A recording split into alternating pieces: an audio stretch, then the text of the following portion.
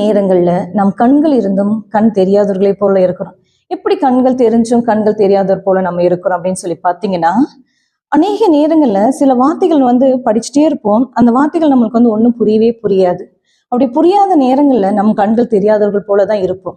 ஆனா இங்க ஒரு விஷயத்த நம்ம பார்க்கலாம். ஆதியாகமம் 21வது அதிகாரத்துல 19வது வசனத்தை பாத்தீங்கன்னா, தேவன் அவளுடைய கண்களை திறந்தார் அப்படின்னு சொல்லி போட்டிருக்கும்.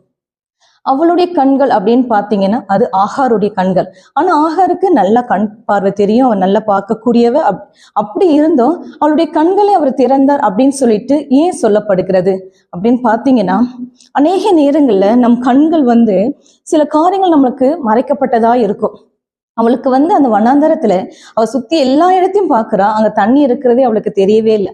ஆனா தேவன் அவள் கண்ணை திறந்த பிறகுதான் அவளுக்கு ஒரு தண்ணி துறவு இருக்கிறதுன்னு பார்க்க முடிஞ்சு. நம்ம வாழ்க்கை நம்ம எடுத்து பார்க்கலாங்களே.